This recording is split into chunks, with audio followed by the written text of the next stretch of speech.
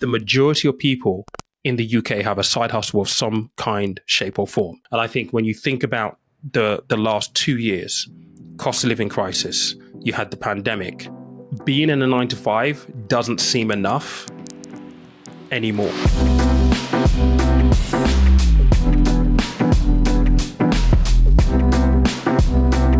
Hello, my name is Max. Welcome to Black Income Creators podcast. And today we're with Peter Komolafe. Yes, I don't know if I said it that correctly. is right.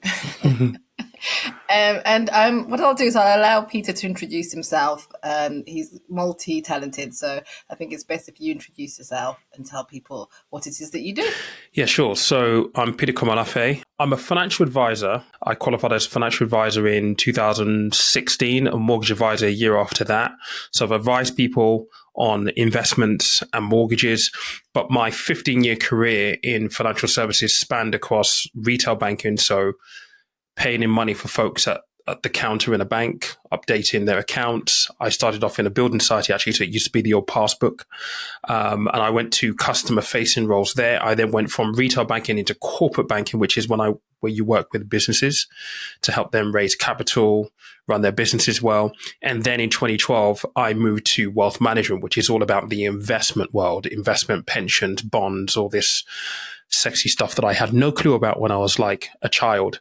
But I kind of departed from that in 2020 to create content, because through the 15 years, I realized there was a lot of stuff that I kind of knew through my job that I wished that someone had taught me when I was like 18, 19, 20. So I was figuring there must be a way for me to be able to share some of this knowledge. I'm kind of an influencer now. I don't like using that word. I think it cheapens the professional side of what I do. But yeah, I'm an influencer by modern standards.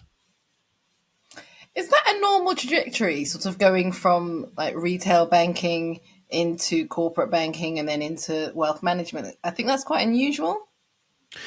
If I'm honest, when I started in retail banking, I shouldn't have been there. I mean, I grew up not having any money, not being exposed to money. And actually, when I went for my first interview for a job in financial services, I was actually in debt. I owed the banks a lot of money that I'd absconded from.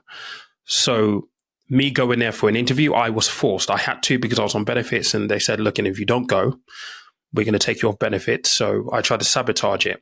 So when I started in retail banking, I didn't actually really know what I was going to do. I just thought I'm going to be here for a short period of time and then I'll find something else to do. So the trajectory through financial services is quite large. There are so many kind of legs to what you can do. I think it is a little bit unusual to go from retail to corporate to wealth management, because oftentimes when you're in retail banking, you stay in retail banking. If you're in corporate banking, you stay in corporate banking. If you're in wealth management, well, then you stay in wealth management because you won't want to move. So I guess it is kind of an unorthodox trajectory through financial services to a certain extent. Yeah, I think it is quite unusual. And I mean, I've read 40%, I think 50% of the book, and I'm enjoying it. And I think there's something around, like you say, your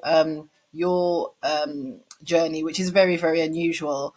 So if you want to tell people a little bit about that, I know the sort of foster care to sort of coming back, going to Nigeria and then coming back story. But I think, like you say, that relationship with money or lack of money has really kind of, I think, centered a lot of your career to date. So if you could tell people a little bit. Yeah, sure. About so that. I'm like most kids who were born in the UK from Nigerian parents in the 70s/early 80s. It was very, very common back then for Nigerian kind of adults to come over to the UK. They'll come and study, they'll come and work. And what they would then do is obviously they send money home to build homes and look after family. So my parents were no different. My parents came over in 79 and they had 2 jobs each. They were each studying, and then they had me. And so I always said that I was a surprise because I don't think they were expecting to have me. But as was a custom back then, it was very, very normal for Nigerian couples who came over to basically put their kids out to foster care. They used to call it farming, and that's what happened to me. So they put an ad in the paper and they apply for families to look after their kids. So that's what happened with me, and I was put with a foster family from when I was 3 months all the way up until when I was 8 years old. And during that 8 year period, I saw my mum and dad in the summer, maybe for 2 weeks each year. But most of the time I was with this white foster family in Hastings, East Sussex. Fast forward to when I was, just about 8-ish roughly, my dad had gone back. Both parents actually gone back a couple of years earlier. I still had uncles here, and they bought me a ticket and said, well, why don't you come over for a 2-week holiday? When I was a kid, I wanted to be a pilot. So the idea of going on a plane for the first time was like, get me on a plane. At least I've got to ask the pilot, see if I can see the cockpit. Very, very excited. But that 2-week holiday essentially turned into kind of like 10 years out there. I finished my primary school education out there and my secondary school education out there. It was a bit of a shock. I mean, I'm 8 years old, counting down the days to come back to the UK and to be told, nah, you're not going anywhere. I mean, huge shock to the system. Especially from a cultural point of view, because, I'm 8 years old with English sensibilities, now in Oshogbo in Nigeria, having to figure out where I fit within that cultural kind of like melting pot. My dad wanted me to be a medical doctor. So when I actually finished secondary school when I was 16. So at that point, my parents had moved. We were in Lagos at that point in time. So I spent 2 years in limbo. And that limbo was, well, does he go to university here? Or did we find a way to get him back to the UK? And my parents, they were not affluent at all in any way, shape of the word. So even buying a plane ticket for me to come back was a big deal, a really, really big deal. So I was in limbo for 2 years whilst they kind of tried to figure out like, okay, what do we do with him? Do we send him to university here, or, does he go back to the UK? He's going to have more opportunity in the UK because I have a UK passport. And then one day my dad came back and goes, well, you need to be prepared because in 4 days time, you're getting on a plane and you're going back to the UK. He then came back 2 days later and goes, we've moved your flight up, pack your bags, you're going. You've got 2 hours. I was 17, just turning 18 at that point. And they gave me £50. I packed my suitcase. They put me on a plane and I was sent back to my foster parents who I left 10 years prior. And they had no idea I was coming back. So I was very lucky.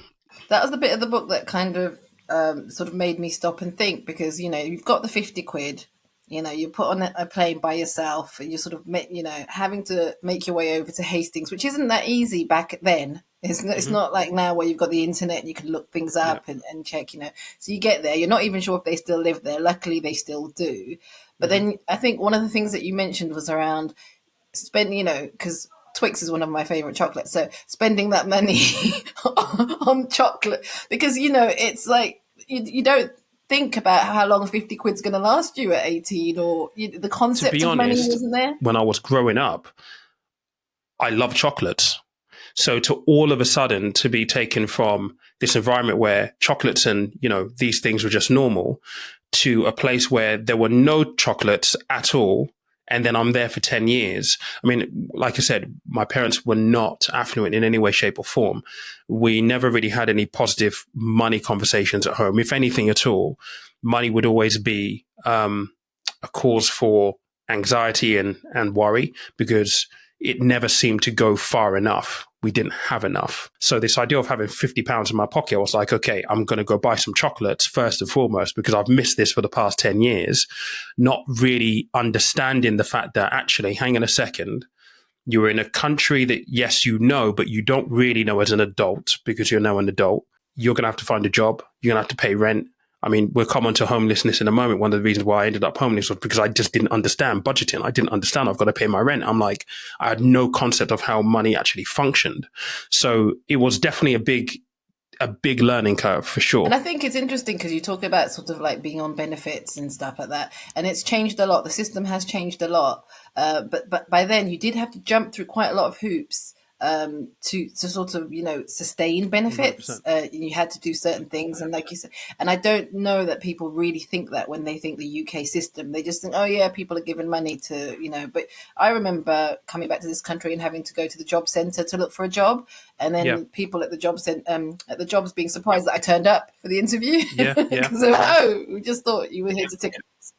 Yeah. Yeah. So I think that's it. So you could come back, you're 18, you're obviously your foster parents are quite surprised to see you. And then you sort of end up homeless. Yeah. So, I mean, my foster parents were great. They were amazing. Luckily, they still lived at the same place. And funny enough, when I'm being put on this plane and given 50 quid, I'm kind of excited because I'd spent 2 years looking at planes because we were under a flight path. I would see them coming into land. And I spent 2 years just, visualizing myself wishing to get back on a plane. So the fact that I was getting on the plane to come back was like, oh my God, this is amazing. I'm excited. It wasn't until I kind of like, we were approaching the landing at Heathrow that it kind of dawned on me that, hang on a second, if my foster parents don't live there, what am I going to do? Where am I going to go? And all the way going through customs, I got on the train. And like you said, you couldn't just Google Maps or anything then. I had the address. And then I knew that I had to get on a train. So get on a train to Hastings, East Sussex, right?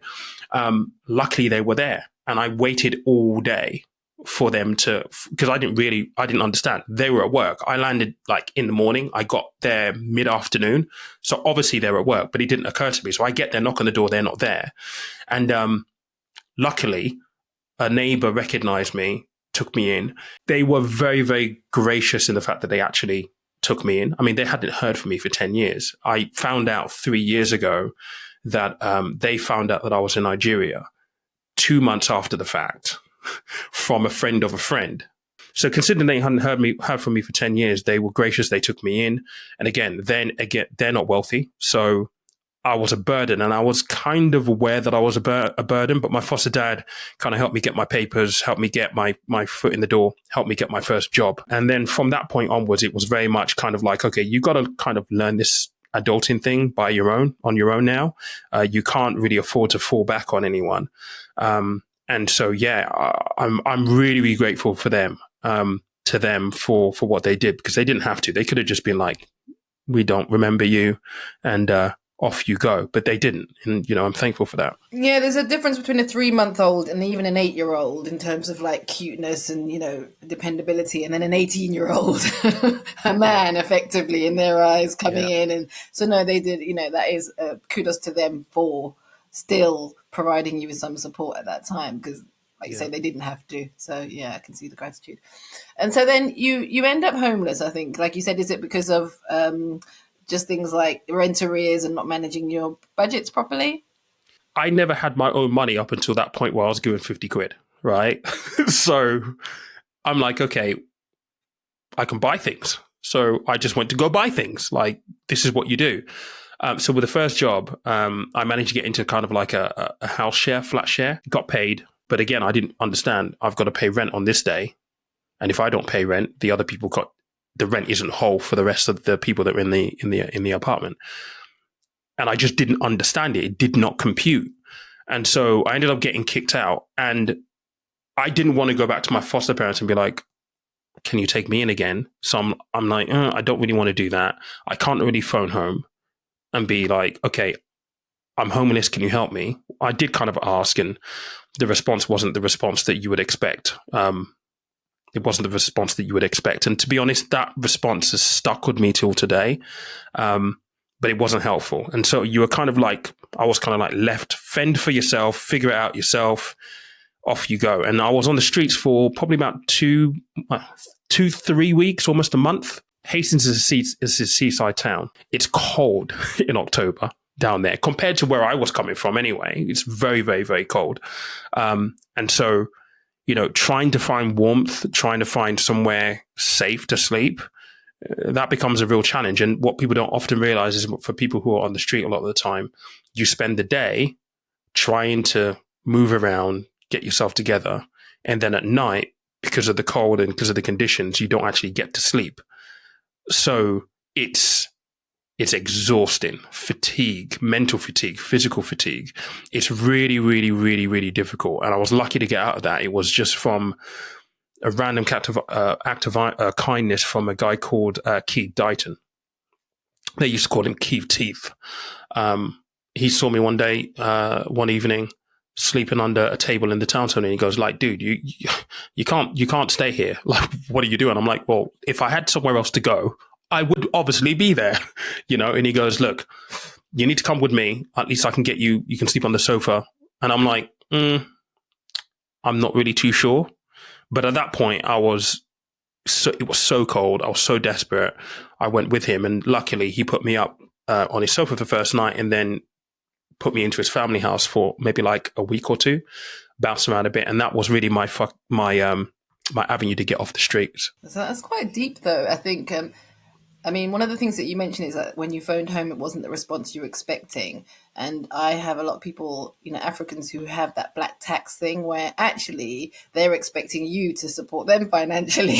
So there is no way for you to go and ask them for money because they're like, well, hold on, you're the cash cow that we were hoping would be giving us money. That right there was drilled into me from when I was like 12 years old. So, the reality is I have 3 older brothers, but I'm the only one born in the UK. So I have a UK passport. I have access to opportunity. And I think from their point of view, they sent me back to leverage the opportunity that I have. And they told me from when I was like 12, 13 years old that, you're going to be the one who's going to kind of have to help your brothers and kind of help us because you have access to more opportunity. And so when you do make that phone call and say, look, I'm really, I'm stuck. I'm in real trouble. And they say, we'll pray for you. That's not the response you need. And like I said, it sticks with me till today. I remember that vividly. We'll pray for you. And I'm like, I'm on the streets. It's cold. Like, I've had instances where people would try and spit on you or piss on you. And it's like, that's not the response you need. We'll pray for you. It's just, yeah. And interestingly, in terms of your career, especially the beginnings, those random acts of kindness seem to have, sort of like directed you. There was a woman, I think, who helped you get into the financial space quite early on. Everyone comes along for a reason. Important people come along for a reason. So, like I said, I was on benefits during that period of time. And the rule was, if I didn't go for this interview, because back then you had to prove that you were applying for X amount of jobs to be able to stay on benefits. And what you would do is you would have someone in the job center who would be kind of like your agent. So he said to me, we've got a number of jobs lined up for you. Here's a few. We think you'll be really, really good for this, this, and this. We've organized it. This is the interview day. You need to go. And if you don't go, you're going to come off benefits. And like I said, I owed money to these banks at this point. So I'm like, I've been absconding. I don't want to rock up and be like, hey, this is me, but I owe you money, by the way. But he goes, if you don't, we're going to take your benefits. So I reluctantly went and I tried to sabotage the interview as much as I possibly could.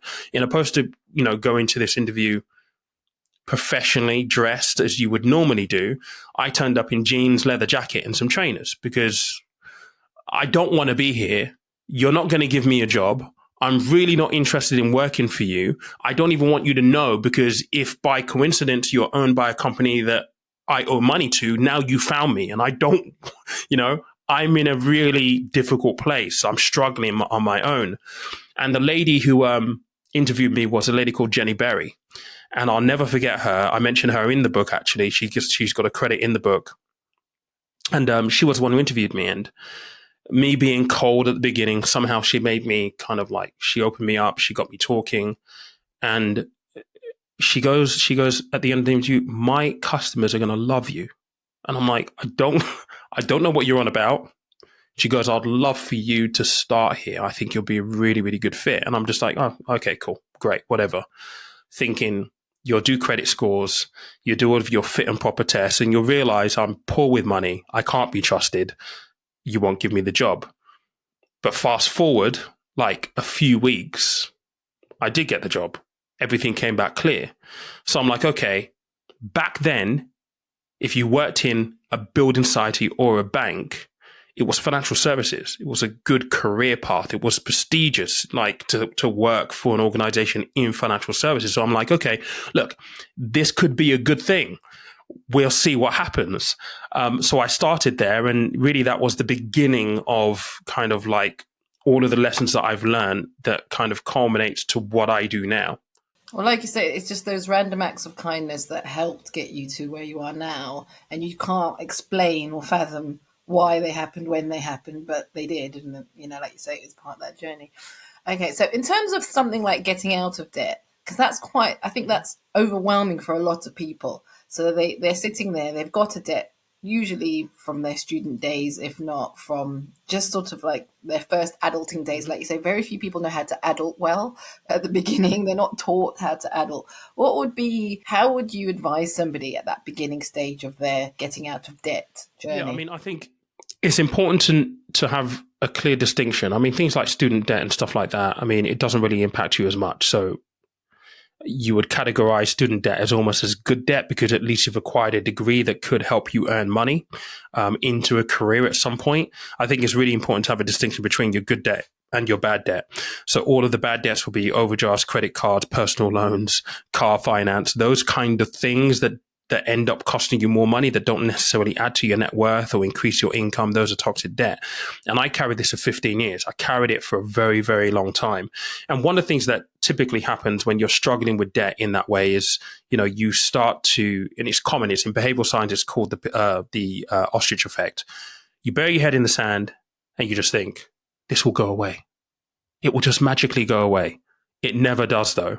And having lived through it, the longer you do that, the worse it basically gets. So the first thing, and this is the thing that I had to do, is you may feel, and at least I felt, that if I start opening these statements and looking at these numbers, I'm going to realize how much of a deep of a hole I'm in.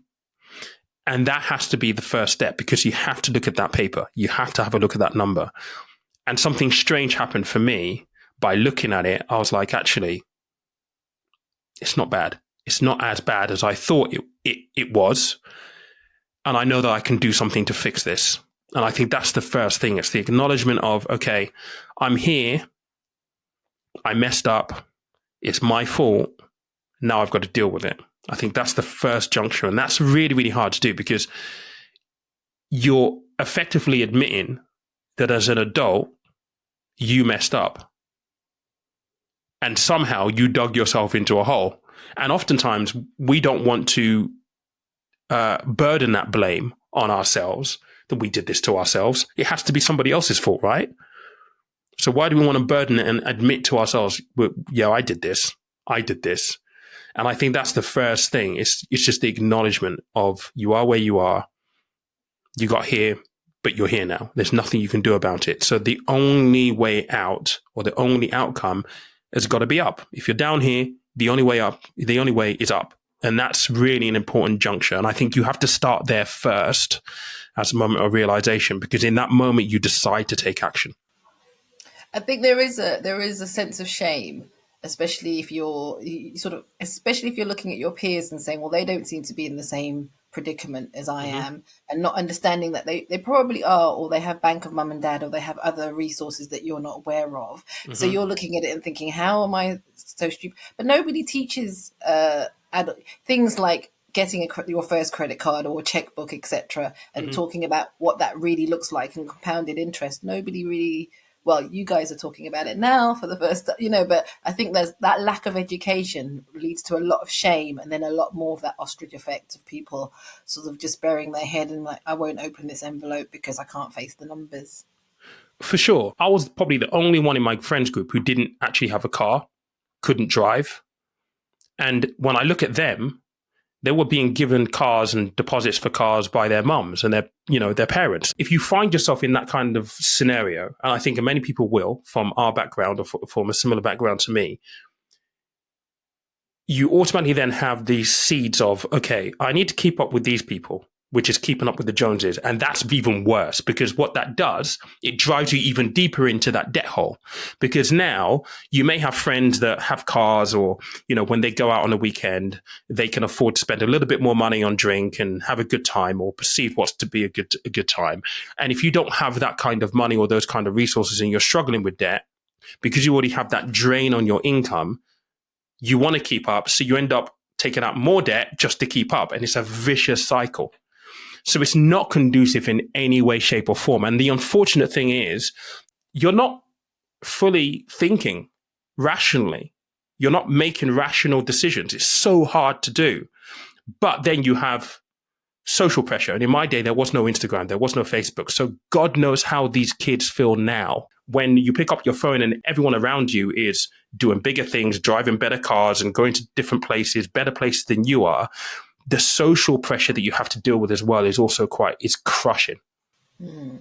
And I think in the book, you do talk about sort of budgeting as the foundation to ensuring that people are able to become a little bit more aware around their finances.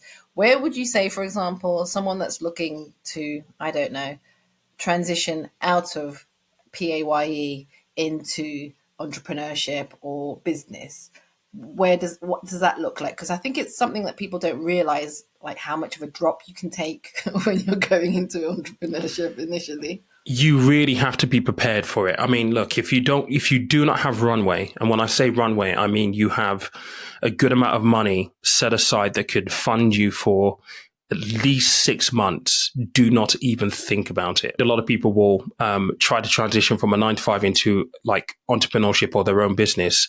And what they will do is they'll try and fund it through credit cards and overdrafts. I think, look, that is always a viable option, but I just think it's the wrong option for you. The journey of an entrepreneur is hard enough. You've got to think about, what products, service you're providing.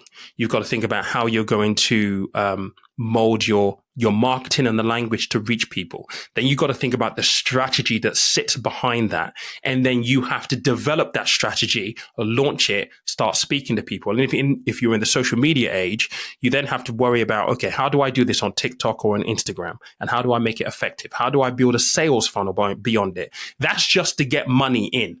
Okay.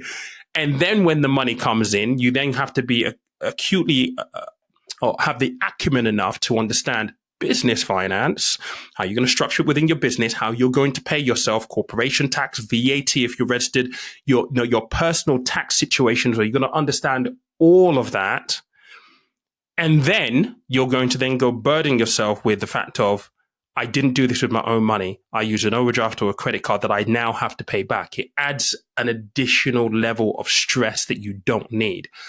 And so when I often speak to entrepreneurs who are in the space and they're looking at making this transition, I always try and get them to think ahead, plan your exit as much as you possibly can, and be disciplined. I mean, for me, I started this in 2020, and I had a significant amount of money put aside to make sure that I could give it a go for a year. And the target was, look, if I believe what I know is valuable, that people would listen, but I have no idea. I had no idea how I was going to monetize it. And in the first year, I made zero money. But I was like, okay, I've got a year to really give it a go. And luckily, it's worked out for the best, but I funded it on my own. So let's just say I didn't fund it on my own.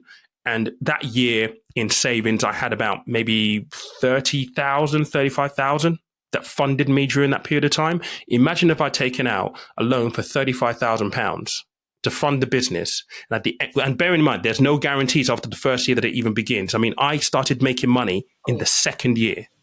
I literally went from zero in the first year to about 120 in the second year. It's just from that to that. Crazy. But there was no guarantees. Was that the funnel? Was that the thing of like, especially with social media and content-driven entrepreneurship, there is that build-up, that need. So there's enough content out there. There's enough of a sort of brand before it hits. It does typically go from sort of zero to where people assume that they'll be making like 5,000 every month straight away. And you're like, no, that's not how it works. The first year for me was all about just putting content out and getting used to the fact, because I didn't want to put my face to things. And a friend of mine, Mike, he said, listen, you should put your face to it because you don't look like a typical financial advisor. And so people will listen to you because of that, because they'll be interested in, okay, how did this dude become a financial advisor and what is he actually doing? Because I'm not an old white guy in a suit talking about the markets and money in general. And he was right, because that kind of allowed people, I pulled my own tribe, if you will. So the first year was all about putting videos out, getting used to being on camera, finding my own style, and just delivering as much value as possible. It wasn't until the second year that I think I launched my investment course. That took off, and then brands came calling and were like, okay, we want to work with you. And that's what really propelled me from 0 to like 120 that second year. And do you think, I think that's the thing. So I had a conversation yesterday with Courtney Daniela Boateng, and she was saying, build the community first, and then your products and services that, you know, serve the community. Do you think that year of building that community really helped because you actually had an audience and knew what the audience needed? So when you created your course or wrote your book, you kind of knew what you had to speak to. The way I've always thought about what I do on social media, I think is maybe a little bit unique to the way other people have approached it or the way people would typically approach it. In that first year, I wasn't necessarily focused on building a community as such. I just wanted to put videos out that contained information that I wish someone had taught me when I was 18, 19 years old. That was it. And then obviously as the videos go up, you kind of get a feeling for what kind of works and what isn't working. So unconsciously you double down, or at least I doubled down on the things that I knew people were watching, because the comment section were telling me, what about this? What about that? So I'd produce the videos off the back of that. So by the end of the first year, I think I'd been in a position where people kind of trusted what I say and knew that I wouldn't BS. I'm not there to BS people, even to today. Like, people will talk about investing and say, you know, you can make this money in over this period of time. No, like, investing is not an overnight get rich quick scheme. And I'll tell you the truth about it. And even if you don't want to hear it, but that's what my channel is about. It's about being truthful. And I think people kind of understood that, yeah, there will be lots of other videos on YouTube that will hype up this stock and say you can 10x overnight. And if they come to me, I'll be like, listen, I'll dissect it. This is what they're doing. This is what's happening. If you want to do it, go do it. But this is what you should be aware of. And I think people kind of trusted me for that. So I inadvertently built a community as a byproduct of that. But it wasn't my intention to do so from the outset. And I suppose that in terms of that, it may not have been an intentional community, but you had that constant feedback, like you say. So someone would say, actually, what about this? And how does this work, etc. In terms of investment, that's an interesting one, because I think a lot of the time, what you see on YouTube is a lot of short-term investing, day trading, etc. And people get really excited about it, how to make, you know, $1 million in a year, that kind of stuff. But realistically, how does somebody get into investing, and what should they be thinking about when they're thinking about investing? We could talk about this for hours, because this really is my wheelhouse. I think when you think about investing, it's really important to understand the fundamental basics behind it. YouTube will tell you that investing is all about putting your money into something and letting it grow. But they don't tell you that you have to let it grow over the course of time, which means it's a long-term strategy. YouTube is very, very good at hyping up these short-term, high-risk approaches that people end up getting stung for, and a lot of them end up being scams. I think you need to understand the basics first and foremost. And when you think about the basics, you know, I am a qualified financial advisor. I've gone through exams because I've advised people on their own money. And as a financial advisor, there are things that you have to do. Those are the things that I talk about on the YouTube channel, and when I talk about on my investment course and in any setting where I'm asked about investing. You have to understand those fundamental principles. The reality is, unfortunately, because of social media, people don't necessarily want to understand those principles because it's not quick enough. And you can't cheat this. You just can't. I just did a reel this afternoon just showing one of my portfolios. It's up about 36%. But if I wanted to, I could be like, listen, I did this in 3 months. I would be lying, though. It's up 36% in about 18 months, which is still a pretty good return. It's an awesome return. but it's taken time. And that doesn't mean that it's going to continue to be like that. So the fundamental principles really are tied into the fact that you have to understand what you're doing and why you're doing it, what investing is, how investments actually work. Why do you want to invest? Being really, really clear on that is important. Understanding something called timeline theory. So the idea that if you're investing for a long period of time, you can afford to up the risk scale. So you can invest in riskier things because typically speaking, riskier assets or riskier strategies have the potential for higher return, but they also have the potential for higher losses. So you've got to balance that out. But if you're on that timeline, the longer you've got, yes, you can go high risk. But if you're investing for a shorter period of time, then you need to manage your risk and reduce your risk as much as possible. I often get asked by people, I want to save for a deposit in a house. I want to invest money. You've got to be careful. Probably not. You need at least 5 years if you're investing. So if you're planning to, buy your home in 3 years, don't invest. Just don't do it. Because at the end of the day, the risk that you'll take when it comes to investing, bearing in mind there are no guarantees, is too high. And at the end of the day, if you really, really think about it, the prize is the house. The prize is not the investment returns you get or you could get. So why jeopardize one for the other that is an unknown, is an uncertain element? I think it's interesting that you say, so a lot of people, when they think about investment, they think stocks and shares, they think crypto, etc., or they think property. They don't think other businesses, as an example. Mm-hmm. They don't think about, even investing in themselves, sort of like, okay, if I do this financial advice course, mortgage broke, whatever, that's an investment which will then pay dividends because they don't think like that. They typically have the same sort of standard investment viewpoint. So I do worry that you say that thing of like, yeah, I want to invest to be able to buy a property. They don't invest in property to buy a property. They typically invest in stocks and shares thinking there'll be a return. It just doesn't work like that, unfortunately, for us.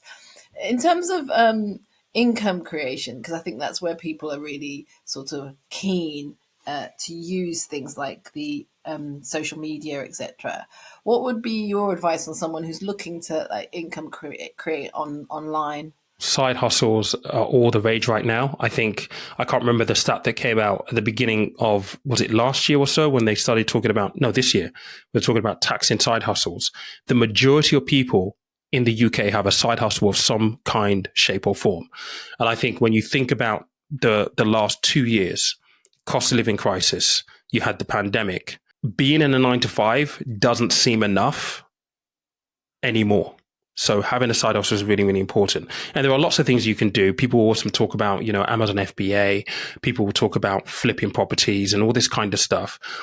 What I think, this is my personal take on it, I've come across people where they've tried to do Amazon FBA and all manner kind of side hustles while still maintaining their 9 to 5. So you find yourself in a position where you've got your core thing that you're doing that pays your bills, and then you're putting around on the satellites, Amazon FBA, and maybe 2-3 other side hustles.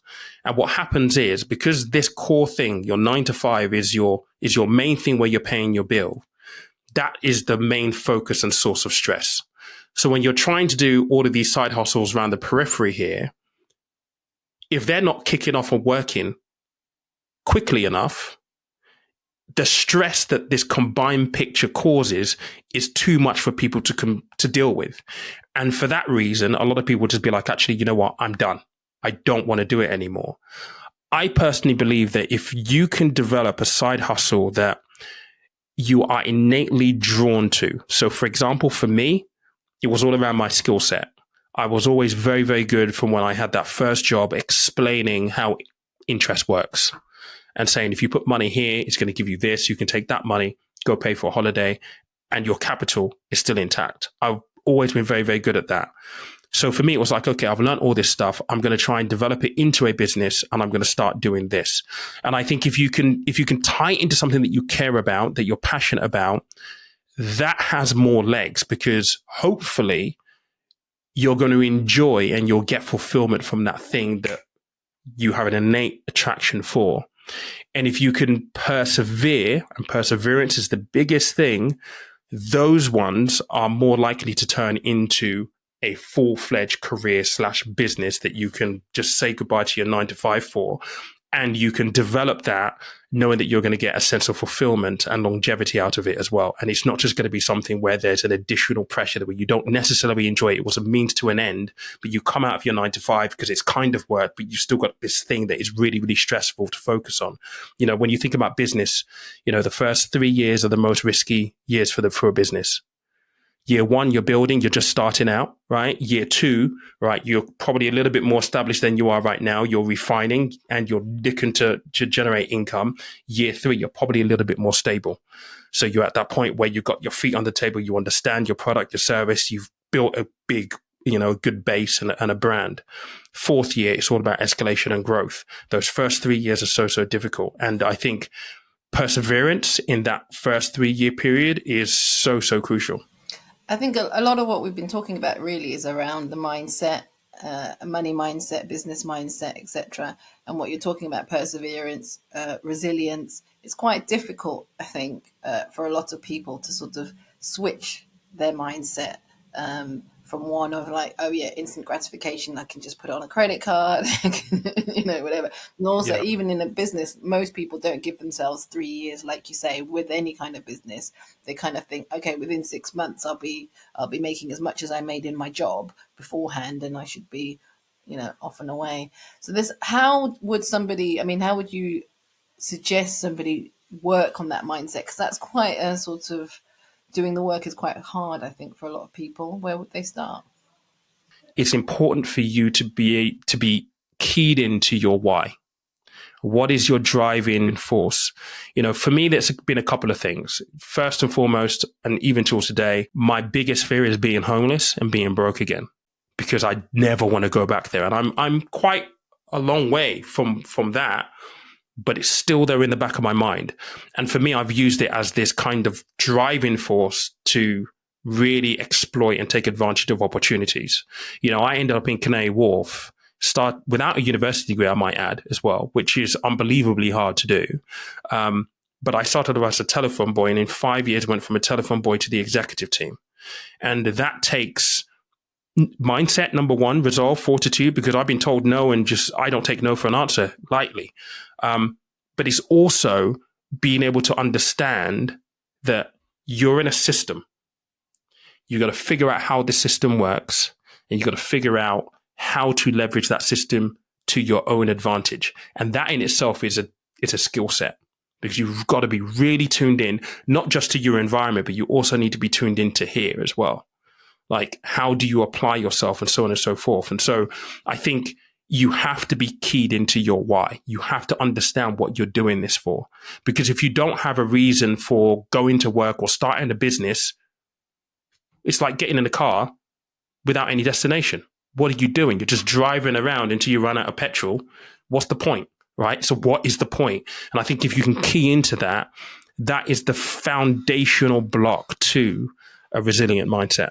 Yeah. And I think, like your book, you take people through that. Like I say, you go through sort of like what you need to do at the beginning and, like building on it. And I think your course does the same thing. So people can shift their mindsets. I know what you're saying about actually you're born with a certain type of mindset and you're nurtured through a certain type of mindset. But I think people can learn to change their mindsets a bit, especially around things like debt, etc. They can sort of okay, I don't need to borrow 50,000 to start my business. I could.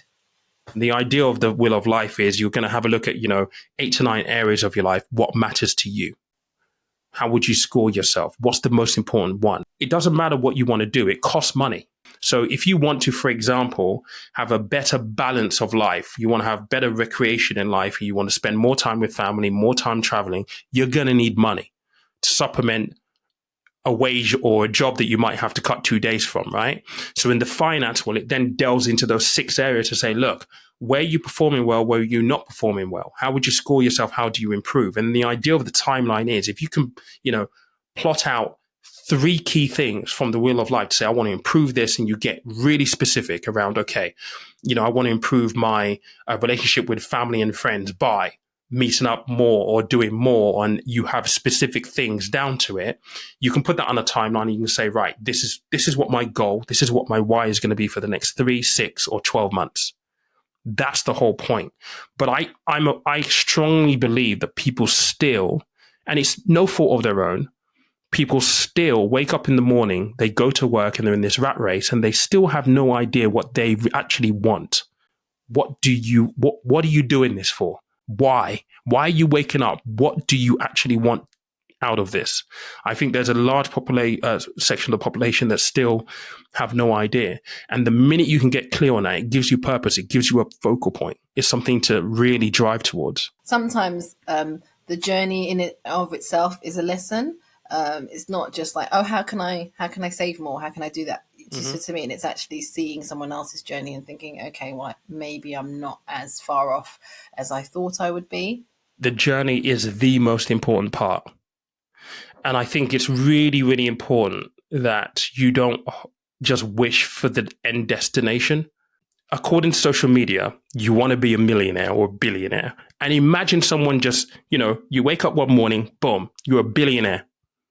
What do you think you would feel like? Obviously, there'll be that initial happiness, elation, exhilaration. Oh my God, I can buy whatever it is. But it's the journey where you build character. You have that sense of achievement, and there's nothing that replaces a sense of achievement, that self-belief that it engenders in you around, I made this happen. I did this, me. That growth that happens in the journey is worth more than the money that you could ever accumulate. And I think oftentimes we wish away the journey for the end result, and the end result is nothing without the journey. I would just say that, if you were handed everything you wanted without the journey, you'd probably fritter it away, because it has no true value at the end of the day, because you didn't really have to work for it. And that's where value and fulfillment comes from. I think that's where you find lottery winners, within a year or two, they've spent all their lottery wins, or they've given it away, but not in a meaningful way. They've sort of just given it away to friends and family because they just don't know what to do with it. They haven't earned it. They haven't kind of, when you're earning money, then you become more conscious of, okay, this is how I'm going to spend when I do make that profit. I'm going to put some back in. I'm going to do this. It's very kind of layered. Lottery winners, a lot of the time, they're just like, I don't know what to do. I don't know where to start with this. It's overwhelming. It's like, I can buy a house and a car, and then what? What do I do? Go on a few holidays. And I think there is a lesson in that, even just for the wider people, in terms of, even if you did, work for your money, and this commonly happens. We see it with footballers. We see it with, just normal people who work. If you've come from earning very, very little, and you find yourself in a position where you're earning a lot of money, it is almost default human behavior that you splurge and you spend a lot of that money because you've never had it before. It's a novelty. And so for a lot of people, they'll go out, and I did this. I'll go out and buy things that I've £1,000 on a pair of trainers. Hey, why not? It sounds absolutely absurd, and it is absolutely absurd, but I can, so I will, because I can, right? We all get into that. I think the key is understanding circumstances change, and they can change quick. So it's really, really important to be grounded in your why. You get to a point where you're earning good money. The most important question you should be asking is, right, how do I make this money work as hard as I can to set me up so I have financial security and financial stability? Not, what was that first thing that I saw my rappers wearing in the music videos like I did? Oh, a Louis belt.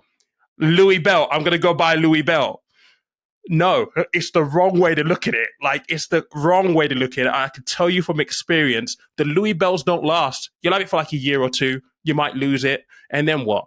I spent £1,000 on a pair of trainers that I've worn like literally 7 times. They're really uncomfortable. £1,000. I could have invested that money and had that money 10x by now. But I spent it on a pair of trainers that I've worn less than 10 times. It's mad. At the time, it felt good. I mean, it was an ego purchase. It was like, okay, I'm in Selfridges. I can buy this. And, this is the stupid thing. And again, men fall into this trap all the time. The girl who was the cashier was pretty good looking. So I want to be a big hunter. Like, I could afford these. Why not? It's so stupid. It is so, so stupid. And men do this all the time. This is where, obviously, lessons are important. Sometimes you got to live it to learn the lesson. But I share these stories because, like, if you're 19, 20, 25, earning good money, please learn from my mistake. Don't go and do it. Please just don't. Just, invest the money. I spent £10,000 to buy a Tesla, years ago, right? And this car, the car payments were more than my mortgage at the time. They were 800 and something pounds, 860 something pounds, right? If I went and bought Tesla stock that same year, that 10 grand would be worth something like 110,000 pounds. But I bought it because, hey, I'm the first person with a Tesla where we live. and for the first year or two, it was great because I'm the only Tesla in the town. People used to stop me and be like, what's this? And when I had the car washed, people would come up and be like, what's going on? It hasn't got any engine in the front. I'm feeling like the big man, but I'm paying £867 per month for this car. And I parted with £10,000 that would be £120,000 or something like that. It's absolutely crazy. Like, why do we do these things? If I had the mindset that I have now, I would have maybe not bought, I would have still bought a nice car, but maybe not as expensive. But I definitely would have invested a portion of that money into the markets and have that money grow and actually work a bit harder for me. I don't believe in frugal living. I don't do it. I enjoy nice things. I buy nice things. But you have to make financial decisions with balance and in consideration of, like, what's the plan? Like, does this align with my plans? Can I afford to do this considering my plans? Yes or no? Do you feel that then, so for example, you have that mindset, having people around you, whether they be your partner or friends or family with a similar mindset helps? Because otherwise it's very, very easy if you're all kind of car people to sort of like compete with your friends or your partner. You have to have your anchor. And to be honest, my missus, she's never had a credit card in her life. She doesn't like debt or anything like that. So she's like, hang on a second. So what are you doing? And then she starts questioning. I'm like, actually, and as a man, I'm like, I don't want to listen, but I'm like, deep down, I know she's right. So I'm like, okay, maybe I need to kind of tweak this. And to be honest, she's been she is my anchor in terms of, like, sometimes I see nice things and I'm like, oh my God, I want to go buy it. And she's like, do you really want to buy it, or you just being an idiot? And then I think about it. I'm like, actually, I am being an idiot because I don't really need that thing. It's nice to have someone to sense check you. Can I just ask, when you met your wife, how early into the relationship did you have the money conversation, like to figure out like values around money? How soon into dating would you say that conversation? I met her in 2014. I was in Canary Wharf at the time, and I wasn't yet promoted. I was still on the desk at that point. I lived in London. She lived in Manchester. And she knew very early on that because I said to her, I said, look, I can't really afford for you to come down this weekend. So she knew that I wasn't really earning that well at that point. And she kind of knew very, very early on that I wasn't great. But we have money conversations all the time. Just making sure that from a financial point of view, we're kind of comfortable and we've got security. But those conversations when we first met probably happened in the first 2 months, 3 months. Okay, so quite early on then. Yeah. No, I think that is important. I spend a lot of time on social media. So I'm aware of the dating culture these days. Of money seems to be this real hot topic right now. If this person doesn't earn this or that person doesn't earn that, it's not worth your time. I think it is important to understand how much somebody earns. But I feel like that narrative doesn't necessarily give you the full picture. I would rather date someone who doesn't earn a lot of money, but has healthy financial habits beside it. I posted a question, and this is maybe one for the listeners to this. Would you marry someone who's in £50,000 worth of toxic debt? Credit cards, overdrafts, personal loans. Would you commit your future? Now, there is an element of if you earn well, you can pay that off, but you can earn well and still be in that kind of debt. And I've met a lot of people who are because they don't have the right financial habits. So when you're dating, yes, How much you earn is important. But what are the financial habits? Is this person just irresponsible when it comes to finances? Because if they have £50,000 worth of debt, would you really marry that person, bearing in mind that you need to build a life together? I wouldn't personally, because once you commit to each other, that is going to be a huge barrier to you building financial security. If you want to get a mortgage, that's going to be a significant stumbling block. And more interesting to me is, how did you get there? Was it poor spending habits? Was it just being irresponsible? Because that's the bigger issue. You can eradicate the debt, but you could be back there very quickly. And I have a friend who's kind of like that. He's just really bad with money. He's just got the wrong habits and the wrong things that he does. He can't seem to help himself.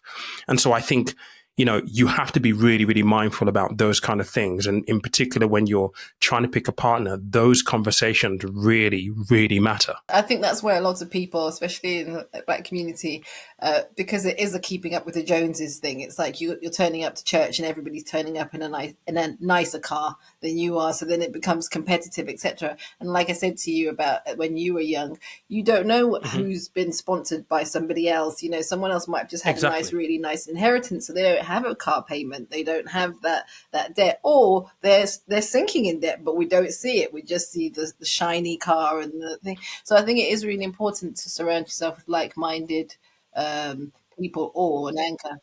This is a really important saying. Money impresses the poor. Hard work impresses people who are rich or wealthy or well-to-do. And I think as a culture, we fall into this trap of, we would rather look good than have our house in order. But which one's more important? Your house is where you lay your head. So have some security at home, because that's really where the true value is at. And that goes for, your financial landscape. Don't go and buy a Rolex just because, hey, I can go buy a Rolex, but you have no money in the bank or it's been financed in some way, shape or form. Makes no sense. Get yourself some security, have a good savings pot, have 5, 10, 15 grand in a savings account, right? Have that. Because when you have that, you start to make not just financial decisions, life decisions from a completely different space. How many people are in a situation where they're in a 9-to-5 and they hate it? They hate their boss, they hate their colleague, they hate their commute, they hate absolutely everything about it. But they can't leave because they've got mortgage, rent, overdraft, credit card, personal loans, car finance to pay. They can't leave. They're trapped. That is the rat race, right? That is the trap itself. Why would you go to work 9-to-5 every single day, particularly if you hate it, to receive your paycheck every single month and then just fritter it away? Why would you do that? Surely the most logical thing to do is to say, okay, you know what? I hate this. I need to get out of this position and be like, right, how do I plot my exit? How do I plot my exit to start my own business, to go into an entrepreneurial effort of my own? How do you do that? And it's going to take time. It's going to take work, but you better off start early than never start at all, because starting off early at least gives you an exit date. If you never start, you're never going to have an exit date, and you're always going to be jumping from fire pan to fire, because you're going from one job desperate to get into a new environment, which may even be worse, but you didn't really care because you just wanted to get out of here. It is about being intentional and knowing what you're doing all of this for. And I think that helps with things like financial well-being, because a lot of people, they are stressed about money all of the time. And, that's blood pressure. That's all sorts of other health issues that suddenly come up because you're stressed about, about money. So I think what I've taken away from this is that there's something, you alluded to the mental health at the beginning. Do you know what I mean? That it can affect your mental health. But I think there's something around mental well-being, mindset, and, purpose, the why, which is really key for me in terms of if people have that sorted, then everything else falls into place. There are pillars to financial well-being. And the first pillar is control over your day-to-day money, budgeting. Control over your day-to-day money. If you don't have a good control over your day-to-day money, you're always worried about whether or not the paycheck goes far enough. And that in itself heaps on pressure. Now, if you're in that situation and you're still having to fund debt, overdrafts, credit cards, personal loans, that heaps on even more, and then another element of a pillar to financial well-being is being able to deal with financial shocks. You lose your job, someone goes sick, or you can't work. then what happens? Because you're already struggling with financial management, making that money go further enough. If you've got debt, you've got to service that. Now your income source, your ability to earn has been taken away from you through no fault of your own. That's where you get depression, anxiety kick in. You've got to understand your budget. You have to have a good handle over that. If you can avoid debt as much as you possibly can, particularly bad debt. The third one is save early. And saving early is all about getting that habit of putting 10% of what you earn each month aside. And that can go into an emergency fund starting, so you have an element of financial security that you're starting to build. And then you jump into investments. And it's sequential for that reason, because it's the way you need to do it. It's the way that's transformed my finances. But I think we don't get taught any of this in school. And I think as adults, we learn through trial and error. And sometimes we don't know the right sequence to go in. We firefight a lot of the time, right? So we don't think about something until actually, I need something. I need a credit card. I need a credit card. So you just go look for a solution. You don't think about what are the consequences of my budget here is tight. I just need this to solve this problem. That is never conducive to any healthy financial decisions.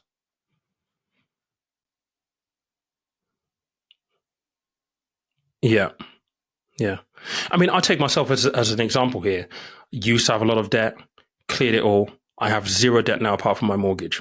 That's it. The thought of just like me spending money on a credit card terrifies me. I use cash. I have a massive emergency fund, more than I should really have. But that's my money where I'm like, if I want something, I'll buy it from there.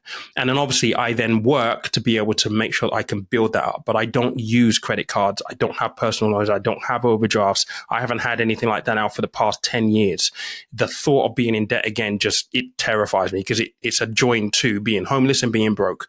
And for me, it's just one of those things where I don't want to get to again. And I think that's important, because for someone who has struggled with debt, you can be clear of it, but it does take a mindset shift. And that's really, really important. It is anchored to what we've been speaking about, knowing what you're doing all of this for. Speaking of purpose, what's in store for you in the next sort of 6 to 12 months? What are you focused on? Oh, wow. Okay. I've got a huge thing happening personally. We're moving. We're moving country. We're moving to Dubai.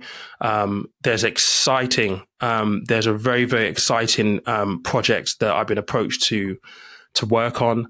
So really, for the rest of this year, I'm back and forth between Dubai, then in January, making the full move out there. So that is kind of all consuming right now for me, because it's a big it's a big move. We hope it's going to be a more permanent one. We've been going there for some time now. We've been going there for like 10 years, and we have friends out there. So it's partly to have a bit of a different kind of like lifestyle and way of life, but also because they're such a burgeoning new kind of like economy. They have systems set up, but there's lots of holes in their systems, which presents a lot of opportunities. There's lots of stuff that you can build to fit into what they're looking to build on that longer term picture. So I've been asked to work on a project potentially that could be really, really big in the financial education space. And I'm really excited about that. So hopefully it will be a longer term thing, but I don't know just yet. But that's what's on the horizon in the immediate short term. Okay, well, good luck with that. And would you ever think about doing anything on the continent? Maybe going back to Lagos, or is that something where you're like, yeah, I just go see family and come home? You know what? I've not been back for some time. I've not been back for a while now. I mean, if the opportunity came up, then yes. I mean, I have been approached to be like, why don't you come and work doing this? But part of me is like, I'm not really sure. And this is purely because of my experiences when I was younger being there. It's kind of like, I don't really know. But you can never say never, I guess. I think the continent has a lot of opportunities because of the way things have panned out now. And so, yeah, it could be something that I would do in the future. But if something concrete comes up, then possibly. No, that makes a lot of sense. And in terms of like how people can find you, where is best? I know you've got a website, etc., but where's best around socials, etc.? Instagram is probably best because I'm more active on there, and I do respond to DMs on there. It might take me a while because I get so many, but I do respond. So DMs are probably going to be the easiest, and that's just Conversation of Money, which is my company name. Thank you, Peter. That's been really, really interesting, actually, from my perspective, because I think, like I say, I'm more into people's journeys, and I think people learn better from stories as opposed to just advice. I mean, the advice is there; it's on your website, it's in the book, it's on the course, so people can, dip into that as well. But I think actually hearing you speak about it has really clarified it for me in terms of your journey. So thank you.